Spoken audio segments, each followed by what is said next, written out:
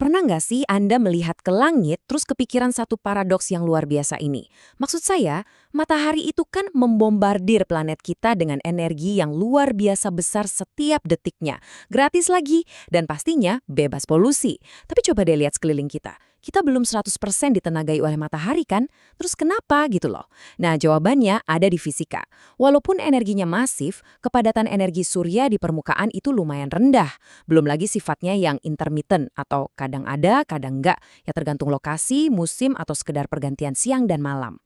Jadi penjelasan kita kali ini pada dasarnya adalah cerita epik tentang rekayasa manusia. Gimana caranya kita menaklukkan tantangan fisik yang berat ini buat memanen sumber daya paling melimpah di alam semesta. Dan jangan salah, kita lagi memecahkan masalah ini dengan kecepatan yang jujur aja gila-gilaan. Coba tebak, kapasitas tenaga surya dunia baru-baru ini udah tembus angka 400 gigawatt. Angka yang fantastis kan? Kapasitas ini hampir berlipat 4 kali loh cuma dalam waktu 5 tahun aja. Ini jelas bukan cuma eksperimen sains di lab sekolah. Ini beneran revolusi industri global yang lagi terjadi di depan mata kita. Dan ya, ini semua berkat inovasi teknologi yang terus-terusan menekan biaya ke bawah, tapi efisiensinya malah makin naik. Makanya, selamat datang di sesi penjelasan kita hari ini. Saya antusias banget nih buat nemenin Anda membedah materi ini. Hari ini kita bakal fokus mengupas tentang perangkat pemanen energi. Kita bakal lihat lebih dekat, alat-alat dan teknik super cerdas apa ada sih yang udah diciptakan para insinyur kita untuk menangkap panen raksasa dari langit ini. Karena nyatanya, ini tuh bukan sekedar asal taruh panel di atas atap rumah ya. Ini adalah mahakarya di mana fisika, arsitektur, dan termodinamika bekerja bareng dalam harmoni yang sempurna. Oke, biar gampang, ini peta jalan kita hari ini. Pertama, tantangan energi surya. Kedua, menangkap panas surya. Ketiga, memusatkan daya surya. Keempat, menghasilkan listrik langsung. Dan yang kelima, desain surya pasif. Yuk, langsung kita mulai aja. Bagian pertama, tantangan energi surya. Mari kita lihat gimana caranya kita memecah sinar matahari ini. Gini, supaya kita bisa dapat hasil yang paling maksimal dari energi surya, kita tuh harus bisa memetakannya dulu. Konversi ini sebenarnya bisa kita bagi jadi 3 proses utama. Pertama, heliokimia. Bayangkan proses fotosintesis alami yang bikin tanaman tumbuh jadi biomasa dan dalam jutaan tahun jadi bahan bakar fosil. Kedua, heliotermal. Di sini kita menangkap radiasi matahari dan mengubahnya langsung jadi panas yang berguna. Dan yang ketiga, helioelektrik. Ini nih yang paling sering kita dengar. Produksi listrik secara langsung lewat sel fotovoltaik. Coba ingat-ingat peta mental ini ya, karena ini bakal ngebantu banget waktu kita bahas bagian-bagian selanjutnya. Lanjut ke bagian kedua, menangkap panas surya. Khususnya kita akan melihat sistem kolektor pelat datar untuk air panas. Coba deh perhatikan sistem pemanas air tenaga surya yang aktif dan loop tertutup ini. Kalau di negara yang iklimnya dingin, biasanya ada pompa yang tugasnya memutar cairan anti beku melewati panel di atap, yang kita sebut sebagai kolektor pelat datar. Nah, cairan yang udah dipanasin sama sinar matahari ini, kemudian ngalir lewat kumparan penukar panas di dalam tangki. Hasilnya, air pasokan di rumah jadi hangat, tanpa ada risiko pipa di luar bakal beku dan pecah. Benar-benar desain yang elegan, dan pastinya hemat biaya banget. Dan tahu nggak apa yang paling menarik dari rekayasa di sini? Ini soal keseimbangan yang pas banget, ibaratnya Goldilocks. Kolektor yang nggak pakai kaca memang bisa membiarkan lebih banyak panas masuk. Tingkat transmisinya paling tinggi. Tapi masalahnya, dia juga gampang banget ngelepas panas itu balik ke udara. Kelihatan tuh dari nilai koefisien kehilangan panas, atau nilai U-nya yang tinggi banget, sampai 28. Tapi begitu kita tambahin cuma 1 lapis kaca aja, energi yang masuk memang sedikit turun. Tapi coba lihat nilai U-nya. Langsung anjlok drastis ke angka 2,8. Kaca ini bener-bener nahan panas, gian nggak kabur. Makanya kaca tunggal ini sering banget jadi semacam pilihan paling ideal buat desain pelat datar. Oke, sekarang bagian ketiga, memusatkan daya surya. Kita bakal naikin skalanya ke level komersial raksasa.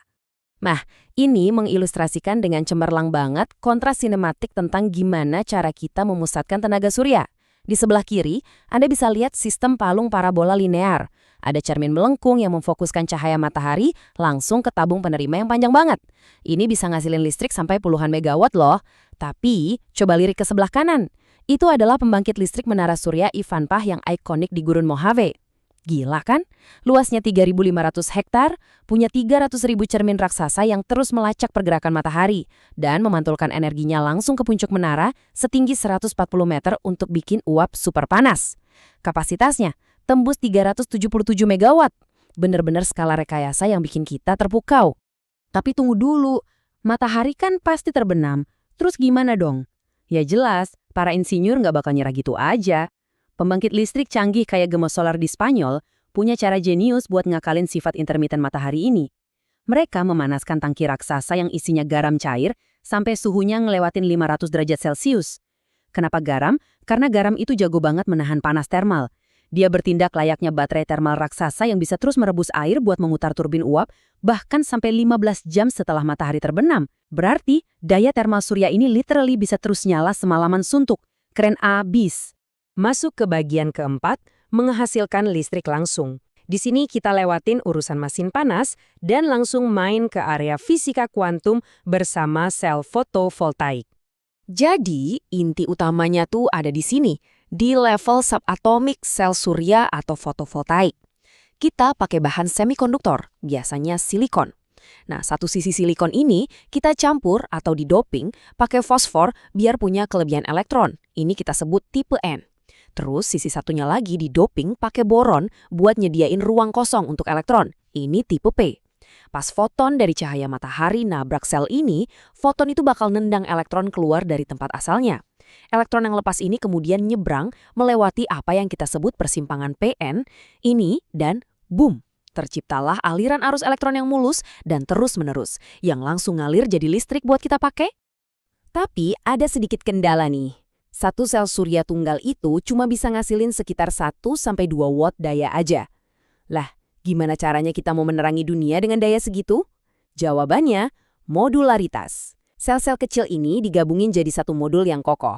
Terus, modul-modul ini dirangkai lagi jadi sebuah array atau susunan raksasa. Konsep skalabilitas modular ini, yaitu memproduksi barang yang sama jutaan kali di pabrik, itulah rahasia utamanya. Konsep ini yang jadi pendorong utama kenapa biaya panel surya di seluruh dunia bisa terjun bebas dari tahun ke tahun. Sampai juga kita di bagian kelima, desain surya pasif. Mari kita lihat rekayasa memanen energi tanpa ada satupun komponen yang bergerak. Coba bayangin, gimana kalau kita mau memanen sinar matahari tanpa butuh pompa atau kabel sama sekali? Jawabannya, kita pakai struktur bangunannya itu sendiri. Kenalin nih, namanya dinding trombe. Diambil dari nama Profesor Felix Trombe, ini pada dasarnya adalah dinding pasangan bata yang tebel banget, dicat warna gelap, dan posisinya dihadapkan ke arah sinar matahari langsung. Dinding ini fungsinya persis kayak baterai termal arsitektural. Di siang bolong yang cerah, dia bakal menyedot habis radiasi gelombang pendek, nyimpen panasnya dalam massa temboknya, terus pelan-pelan memancarkan kehangatan itu ke dalam ruangan pas malam mulai kerasa dingin. Perhatikan potongan melintang dinding trombe ini biar lebih kebayang. Udara sejuk dari dalam ruangan bakal masuk lewat lubang ventilasi di bagian bawah. Terus, udara ini terjebak di ruang sempit antara lapisan kaca dan dinding tebal yang udah panas karena dijemur matahari seharian. Nah, pas udara ini memanas, secara alami dia bakal naik ke atas, terus udara hangat ini ngalir masuk lagi ke dalam ruangan lewat ventilasi atas. Pola ini nyiptain putaran konveksi alami yang hangat, kejeniusan dari sebuah kesederhanaan kan? Dan tahu nggak, bahkan komponen rumah yang paling standar sekalipun ternyata punya peran pasif loh. Coba kita lihat statistik dari selembar kaca bening biasa ini. Angka ini mewakili Solar Heat Gain Coefficient atau SHGC. Sumpah, ini mengejutkan banget betapa hebatnya kaca biasa bertindak sebagai kolektor surya pasif. Cuma dengan melewatinya, 86% energi matahari langsung ditransmisikan tembus ke dalam ruangan. Energi ini kemudian diserap sama furnitur atau lantai rumah Anda, jadi panas yang nyaman banget. Cuma sedikit aja energi yang dipantulkan atau diserap sama kacanya itu sendiri. Jadi ingat, penempatan jendela itu sebenarnya udah termasuk rekayasa pemanenan energi loh. Wow, nggak kerasa kita udah ngelewatin perjalanan yang luar biasa ya. Mulai dari sel fotovoltaik sekecil nano yang memanipulasi elektron, ke menara raksasa bercahaya di gurun pasir yang rebus garam, sampai ke struktur tembok rumah biasa yang diam-diam ngehangatin udara di sekitar kita. Alat-alat yang udah diciptakan manusia ini memang udah berkembang pesat banget. Dan mengingat ada proyeksi kalau biaya perawatnya bakal terus anjlok di tahun-tahun mendatang, saya mau ninggalin satu pemikiran terakhir buat Anda renungkan. Saat perangkat pemanen energi surya ini makin kuat, makin murah, dan makin canggih, menurut Anda gimana sumber energi gratis paling pamungkas ini pada akhirnya bakal mendefinisikan ulang seluruh struktur kehidupan dan lanskap global kita? Terima kasih banyak udah nemenin saya mengupas tuntas penjelasan kali ini. Teruslah penasaran, teruslah belajar, dan sampai jumpa di materi seru berikutnya.